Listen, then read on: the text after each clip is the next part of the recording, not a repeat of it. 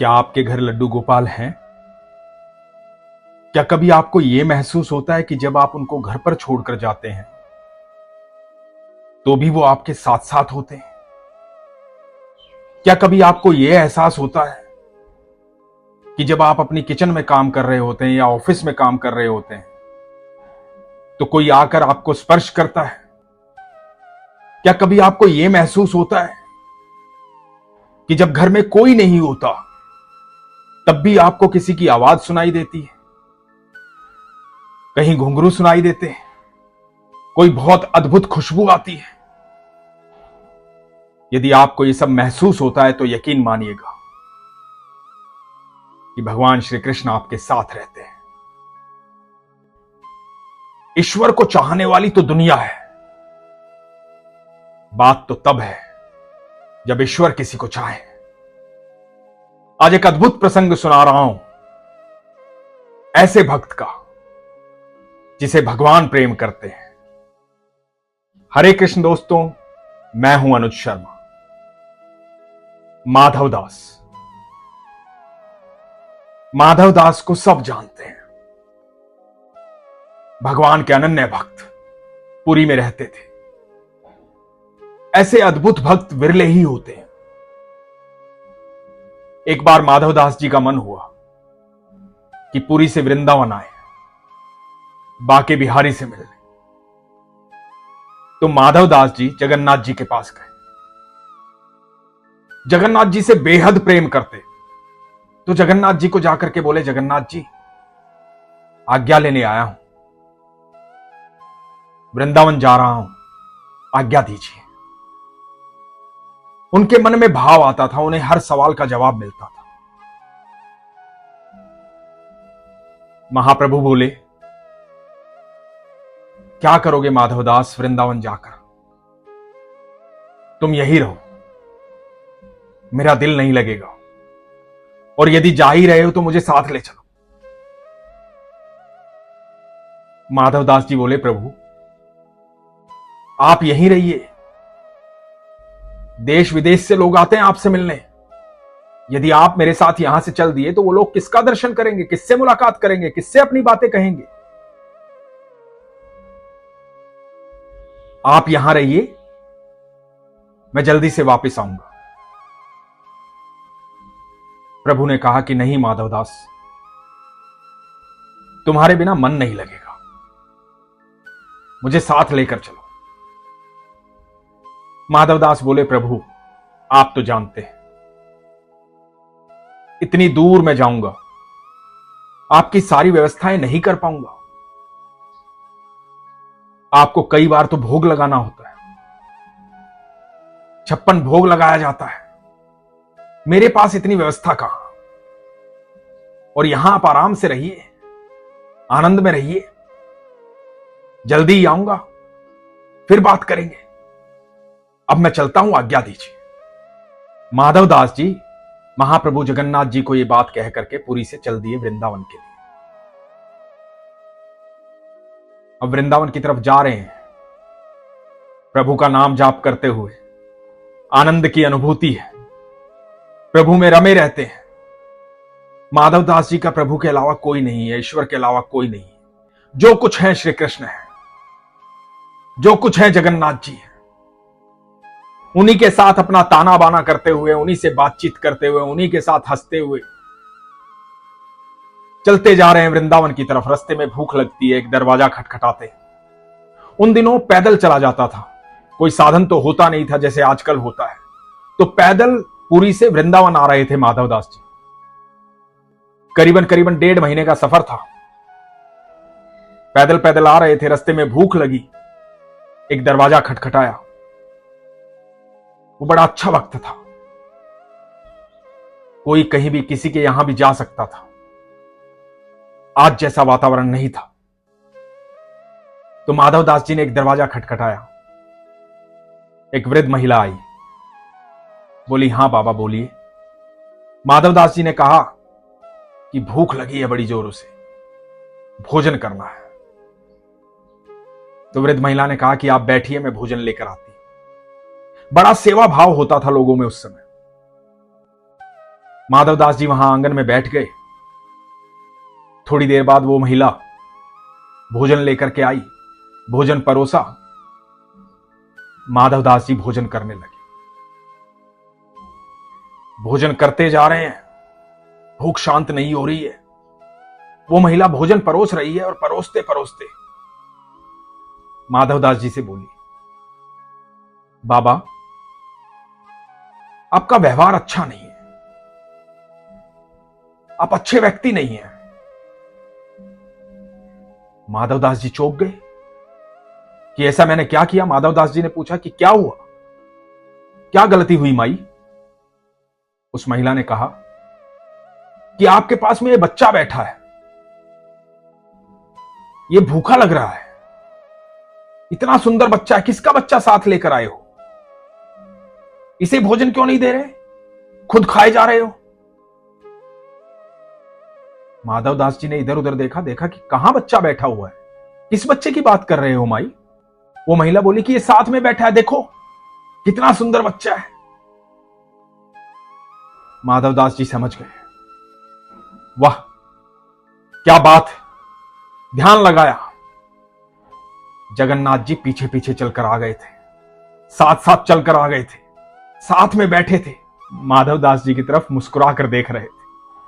माधवदास जी बोले, वाह मेरे कान्हा, वाह मेरे ठाकुर, बहुत अच्छे, आज्ञा लेकर आया था, पीछे पीछे आ गए। और मैं भी सोचूं कि मेरी भूख क्यों नहीं मिट रही है।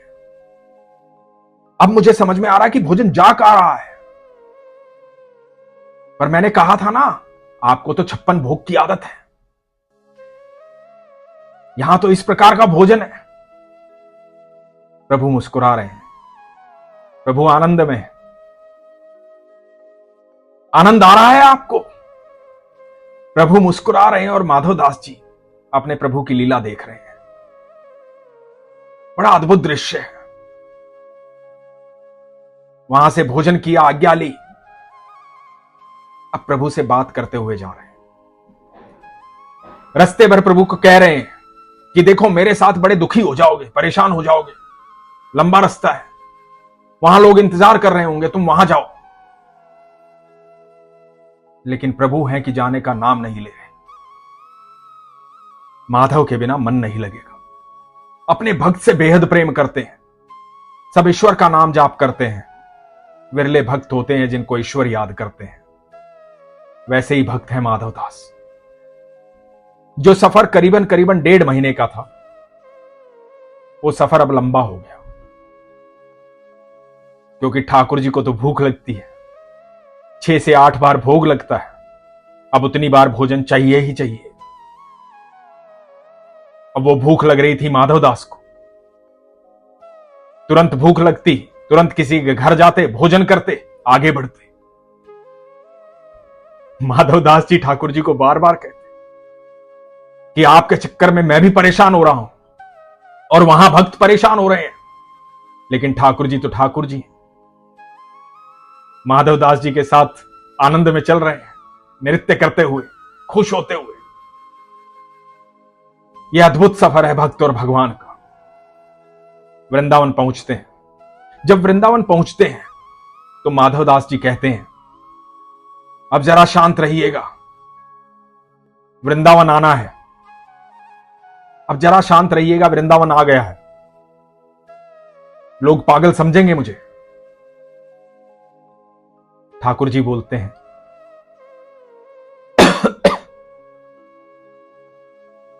माधवदास जी कहते हैं कि अब जरा शांत रहिएगा, वृंदावन आ गया है, मैं ऐसे बातें करूंगा लोग पागल समझेंगे मुझे। ठाकुर जी बोलते हैं कि ठीक है, चुप रहूंगा, लेकिन एक काम करना होगा। माधवदास जी बोलते हैं, हां बताओ। ठाकुर जी बोलते हैं कि बड़ी भूख लगी है, कुछ इंतजाम करो, बड़ी जोरों की भूख लगी। अब वृंदावन पहुंचे हैं माधवदास जी, देखते हैं कि सामने चने मिल रहे हैं। चने लेकर के आते हैं, कहते हैं चने ही मिलेंगे, यही खाने होंगे। ठाकुर जी बोलते हैं कि ठीक है। अब माधवदास जी चने का भोग लगाते हैं।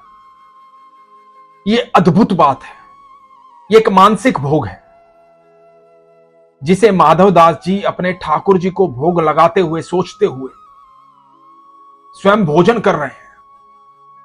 और वो भोजन पहुंच रहा है ठाकुर जी के पास। माधवदास जी चने खा रहे हैं और तृप्ति हो रही है ठाकुर जी को। चने खाते हैं, उसके बाद ठाकुर जी को बोलते हैं कि चलो अब चलना है, अब चलना है, मुझे ठाकुर जी के दर्शन करने हैं, बिहारी जी के दर्शन करने हैं, बाके बिहारी के दर्शन करने हैं। उन दिनों बाके बिहारी जो है संत हरिदास जी के साथ निधिवन में वास करते थे। आजकल जैसे बाके बिहारी का मंदिर है, वैसे बाके बिहारी पहले निधिवन में रहते थे। तो वहां भक्तों की लाइन लगी हुई है, भक्त मिलने आए हैं, द्वार बंद हैं, निधिवन के बाहर बैठ जाते हैं माधवदास जी, इंतजार कर रहे हैं। अंदर से संत हरिदास जी आते हैं और आकर के जोर से आवाज देते हैं, तुम में से माधव कौन है? माधवदास जी खड़े होते हैं कि जी मैं हूं। पुरी से आए हो? जी हां। आओ अंदर आओ। माधवदास जी अंदर जाते हैं, संत हरिदास जी को प्रणाम करते हैं, कहते हैं कि आपको मेरा नाम कैसे पता और आपको कैसे पता मैं पुरी से आया हूं? मैं तो आज ही आया हूं, किसी को मेरे बारे में पता भी नहीं है, मुझे यहां कोई जानता भी नहीं है। हरिदास जी कहते हैं, जानता है ना तुम्हें, वो जगत का मालिक, वो ठाकुर, मैंने 56 भोग तैयार किए थे, आज मुंह फेर के बैठे हैं। ठाकुर जी कह रहे हैं बहुत सारे चने खा लिए हैं, पेट भरा हुआ है, अब कोई 56 भोग नहीं खाऊं। तुमने खिलाए हैं चने? माधवदास जी देखते हैं, आंखों में अश्रु आ जाते हैं। सारे रास्ते ठाकुर जी सफर में थे, जो जो माधवदास जी ने खाया वो ठाकुर जी ने ग्रहण किया। ऐसे संतों को, ऐसे भक्तों को कोटि कोटि प्रणाम है, जिन्हें ईश्वर प्रेम करते हैं। ये दो भक्तों का मिलन था, हरिदास जी जिन्हें ईश्वर प्रेम करते हैं और माधवदास जी जिन्हें ईश्वर प्रेम करते हैं। बाकी दुनिया, बाकी जगत तो ईश्वर को प्रेम करता है, ऐसे विरले भक्त होते हैं जिन्हें ईश्वर प्रेम करते हैं। आज हम चिंता में रहते हैं, परेशानी में रहते हैं, दुखी रहते हैं इस बात से कि हमारे लड्डू गोपाल को हम भोग कैसे लगाएं। हम घर से बाहर आ गए हैं, लड्डू गोपाल घर में भूखे होंगे, कैसे भोग लगाएं। अपना प्रेम इतना प्रगाढ़ करो, अपना प्रेम इतना बढ़ा लो, विश्वास इतना बढ़ा लो कि लड्डू गोपाल आपके साथ चलें हर समय। और जब आप मानसिक भोग लगाओ तो ठाकुर जी भोग लगाए। यकीन मानना, यदि आपका विश्वास प्रगाढ़ रहा, आपका विश्वास सच्चा रहा, तो देखना एक दिन आपको यह अनुभूति होगी कि जो आपने मानसिक भोग लगाया था वही भोग ठाकुर जी ने लगाया है। ठाकुर जी आपके मन में बैठे होते हैं, आपके साथ रहते हैं, जब आपका प्रेम, विश्वास अत्यंत सच्चा होता है। इसलिए विश्वास से बढ़कर कोई चीज नहीं है, प्रेम से बढ़कर कोई चीज नहीं है। यदि आप भी चाहते हैं कि आप ईश्वर की अनुभूति करें, आप भी चाहते हैं कि आपको वो एहसास हो कि आपके लड्डू गोपाल सिर्फ एक मूर्त नहीं है, साक्षात है, तो अपना विश्वास बढ़ाइए, शंका मत कीजिए, प्रश्न मत कीजिए, जो मन में भाव आए बस वही कीजिए। आपके मन का भाव ईश्वर का भाव है। जब आपके मन में शंका आनी शुरू हो जाती है, प्रश्न आ जाता है कि भगवान मेरी सुन नहीं रहे हैं, मन में शंका आ जाती है कि मैं इतनी पूजा पाठ करता हूं, तो आप ये बात कह करके ये जता रहे हैं कि आप पूजा पाठ करके कोई एहसान कर रहे हैं। ये एहसान नहीं है, ये प्रेम है। जैसा प्रेम मीरा ने किया ठाकुर जी से, जैसा प्रेम माधवदास जी ने किया ठाकुर जी से, जैसा प्रेम हरिदास जी ने किया ठाकुर जी से, जैसा प्रेम रसखान जी ने किया, जैसा प्रेम काले खान जी ने किया, यह अद्भुत प्रेम है। एक बार इसमें डूब गए ना, एक बार ये प्रेम हो गया, जीवन का हर पल चमत्कारिक हो जाएगा। दुख दिखाई नहीं देगा, परेशानी दिखाई नहीं देगी। आपके नाम जाप करने से, आपके विश्वास करने से आपके चारों तरफ एक सुरक्षा घेरा तैयार होगा। एक ऐसा सुरक्षा घेरा जो आपको कभी व्यथित नहीं होने देगा, विचलित नहीं होने देगा, घबराने नहीं देगा, डरने नहीं देगा। आपके चेहरे पर मुस्कुराहट रहेगी, सुकून रहेगा, आपको किसी बात का भय नहीं होगा, मन में कोई प्रश्न नहीं होगा। इसीलिए हमेशा कहता हूं, अपने विश्वास को मजबूत कीजिए, अपना ख्याल रखिए। हरे कृष्ण।